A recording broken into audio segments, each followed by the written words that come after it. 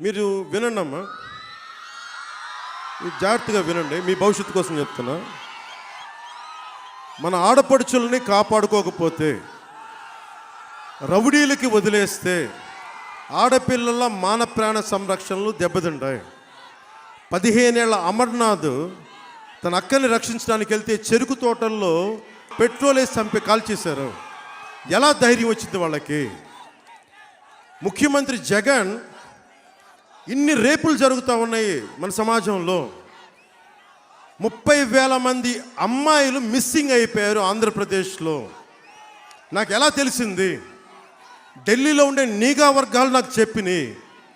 మీ ఆంధ్రప్రదేశ్ నుంచి దాదాపు 29,000 మంది అమ్మాయిలు మిస్ అయిపోయారు. నీకు తెలిసి ఆ సంగతి అంటే, రెగ్యులర్గా ఉంటాయి కొంతమంది మిస్ అవుతారు, ఇంత నాకు తెలియదంటే, నేషనల్ క్రైమ్ రిపోర్ట్ మొత్తకి ఎన్సిబి రిపోర్ట్ ఇస్తే 29,000 పై దాదాపు 30,000 మంది అమ్మాయిలు మిస్ అయిపోతే దాంట్లో 14,000 మంది తిరిగి వచ్చారని చెప్తా ఉన్నారు పోలీసు.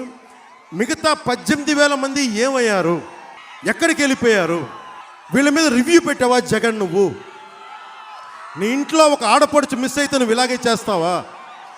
18,000 పైచిలుకు అమ్మాయిలు ఇంటికి రాకపోతే నువ్వు ఒక్క రివ్యూ మీటింగ్ ఎందుకు పెట్టలేదు? డీజీపీ గారిని కూడా అడుగుతున్నా, ఒక్క రివ్యూ మీటింగ్ ఎందుకు పెట్టలేదు మీరు? ఎందుకు మిస్ అవుతున్నారు? ఎందుకు? నాకు వాళ్ళు చెప్పింది ఏంటంటే, కేంద్ర నిఘా వర్గాలు నాకు చెప్పింది, మిస్సింగ్ కేసులు లేవని కాదు, ఉన్నాయి. ఇంత స్థాయిలో ఎందుకు ఉన్నాయంటే, వాళ్ళు ఒక అబ్జర్వేషన్ చెప్పారు. ప్రతి ఊర్లో వైసీపీ ఈ వాలంటీర్స్ టీంని పెట్టారు. ప్రతి ఊర్లో, ప్రతి గ్రామంలో ఎవరు మనిషి, ఏ కుటుంబంలో ఎంతమంది ఉంటారు, ఏ కుటుంబంలో ఆడపిల్లలు, అక్కడ ఏమేమి ఉన్నాయి వాళ్ళకి, వాళ్ళు ఎవరైనా అబ్బాయిలను ప్రేమిస్తున్నారా, వాళ్ళలో వితంతువులు ఉన్నారా, ఇట్లా ట్రాప్ చేసి హ్యూమన్ ట్రాఫికింగ్ జరుగుతూ ఉంది వీళ్ళ ఇన్ఫర్మేషన్ వల్ల. నేను మీడియా కూడా చెప్తా ఉన్నాను, మీరు దయచేసి దీన్ని శోధించండి. నా కేంద్ర నిఘా వర్గాలు నన్ను హెచ్చరించింది చెప్తున్నాను. ప్రతి గ్రామ వాలంటీరు ఈ పార్టీలో, ఈ గ్రామంలో ఎంతమంది ఉన్నారు, ఎన్ని ఇళ్ళు ఉన్నాయి, ఇంట్లో ఎంతమంది మగాళ్ళు, ఎంతమంది ఆడవాళ్ళు, ఎవరు ఏ పార్టీకి, ఎవరికి ఏ లోపాలు ఉన్నాయి, ఎవరు ఏమేమి అలవాట్లు ఉన్నాయి, ఇవన్నీ చేసి దాంట్లో ఒంటరి మహిళల్ని వీళ్ళు టార్గెట్ చేసి ఆ ఇన్ఫర్మేషను కొంతమంది సంఘ విద్రోహ శక్తులకు ఇస్తే వాళ్ళని వీళ్ళు కిడ్నాప్ చేయడం కానీ, ట్రాప్ చేయడం కానీ జరిగి మిస్ అయిపోయారు ఇంతమంది. దాంట్లో వైసీపీ ప్రభుత్వంలో ఉన్న చాలామంది పెద్దల హస్తం ఉంది. ఇది నాకు కేంద్ర నిఘా వర్గాలు చెప్పి ఆంధ్రప్రదేశ్ ప్రజలకి, యువతకి, ఆడపడుచులకి అందరికీ చెప్పమని నాకు చెప్పారు. అందుకని చెప్తున్నాను ఈరోజు. ఇప్పుడు మా మీద పవన్ కళ్యాణ్ గారు జూన్ 9వ తారీఖున ఇదే కందేరు గ్రామంలో జరిగిన సభలో చెప్పారు, మేము 20 నుంచి 30,000 మంది అమ్మాయిల్ని ఇతర దేశాలకు సరఫరా చేస్తున్నామని చెప్పారు కదా. సరే మేడం, మాకున్నాయి ఒక 65 కుటుంబాలు ఉన్నాయి. అవి నిజంగా మేము 20,000 30,000 కూడా అవసరం లేదు. ఒక్క ఫ్యామిలీ నుంచి ఒక్క అమ్మాయిని మేము రవాణా చేసినట్లు కనుక ఎక్కడైనా నిరూపించగలుగుతారా? మేము రాము, మేమైతే అతనితో రాము. వాళ్ళ ఇష్టం, వాళ్ళ ఏ ఫ్యామిలీని సెలెక్ట్ చేసుకుంటారో చేసుకోమనండి.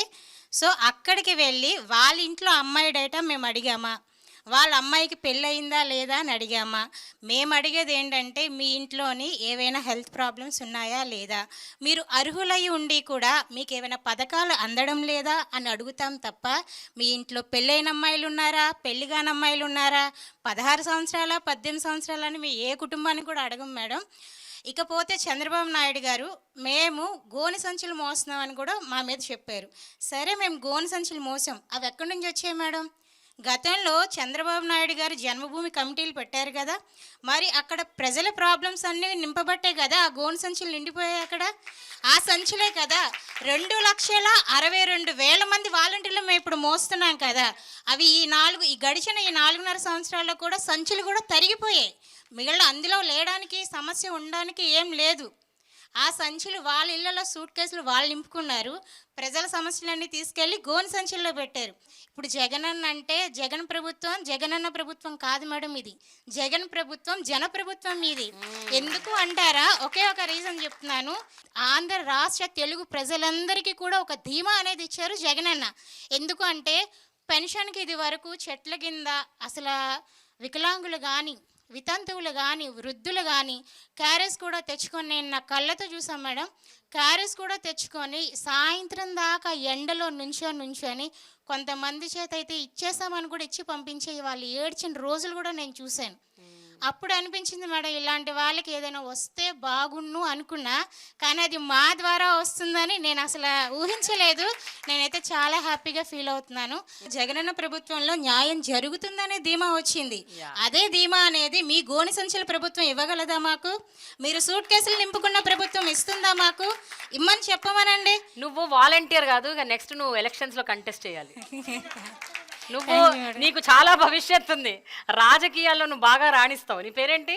ఈశ్వరి మేడం, కొండపల్లి. నువ్వు కంటెస్ట్ చేయాలి ఈశ్వరి, ఇంకా తప్పదు. నువ్వు వచ్చే ఎన్నికల్లో నువ్వు గ్యారెంటీగా కంటెస్ట్ చేయాలి. అలా అని కాదు మేడం. ఇష్టమా రాజకీయాల్లోకి రావడం? జగనన్నతో సేవ చేయడం అనేది ఇష్టం మేడం. మీరు ఇందాక ఒక క్వశ్చన్ అడిగారు, మీరు ఏమైనా ఇబ్బంది ఎదుర్కొన్నారా? ఇక్కడ ఉన్న ప్రతి ఒక్క వాలంటీర్ కూడా అటువంటి ఇబ్బంది మేము అందరం ఎదుర్కొన్నాం. ఏంటది? ఏంటి అంటే మేడం, ఆయన పవన్ కళ్యాణ్ గారు మీ డేటా అనేది కలెక్ట్ చేసి యూసఫ్ గూడాలో అక్కడ పంపుతున్నారు అని చెప్పారు. కానీ సురక్ష సర్వే చేసినప్పుడు ఆయనతో తంబు కానీ ఈకేవైసీ చేయించుకుంటాం మేడం, బయోమెట్రిక్.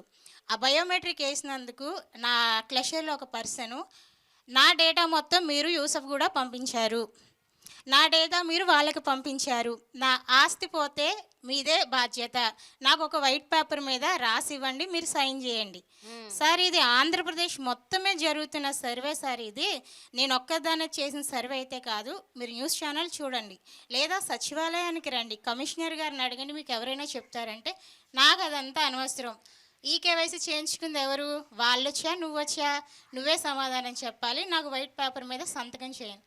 సార్ సంతకం అంటే చేస్తాను, సరే కానీ అక్కడ మ్యాటర్ ఏమని రాస్తారో చెప్పండి, నేను చేస్తాను. మ్యాటర్ నేను రాయను. సరే సార్ నేను సైన్ కూడా చేయను, మీ ఇష్టం వచ్చింది చేసుకోండి అంటే పదా పోలీస్ స్టేషన్కి, నీ ఐడి పెట్టు. ఐడి పెట్టాను మేడం, నాకు ఇక్కడ జగన్ ఇచ్చిన ఐడి అక్కడ పెట్టాను. నేను ఐడి పెట్టమన్నారు, పిఎస్కి రమ్మన్నారు, వెళ్ళాను. ఆయన మాత్రం రాలేదు.